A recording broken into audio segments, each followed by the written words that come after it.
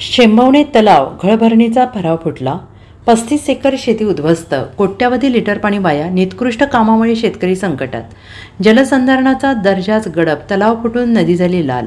शाहूवाडी तालुक्यातील शेंबवणे येथे लाखो रुपये खर्चून उभारण्यात येत असलेला पाझर तलाव फुटल्याने कोट्यावधी लिटर पाणी वाया गेलेलं असून सुमारे 35 एकर शेती मातीखाली गाडली गेली आहे. जलसंधारण अधिकारी आणि ठेकेदारांच्या संगनमताने झालेल्या निकृष्ट दर्जाच्या आणि नियोजनशून्य कामाचा हा परिणाम असल्याचं स्पष्ट झालं आहे. मातीचा 3 ते 4 मीटर उंचीचा भराव कोसळल्याने कासारी नदी लाल चिखलाने भरली आहे. गेल्या वर्षातील ही दुसरी घटना आहे.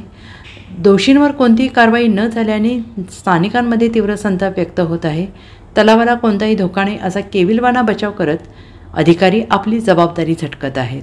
तलावाची घळभरणी काम अपुरं आणि हलक्या दर्जाचं असल्याने आज मोठा अनर्थ घडला आहे. भराव तुटून तलावातील पाणी थेट नदीपात्रात मातीसकट वाहून गेलं आहे. तलावाखालच्या 300 एकरांवर मातीचं थर बसल्याने पिके मातीखाली गाडली गेली आहेत.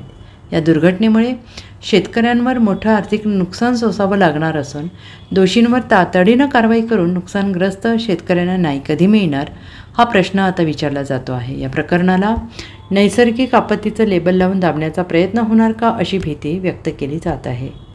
Bureau report SBN Marathi Kolhapur.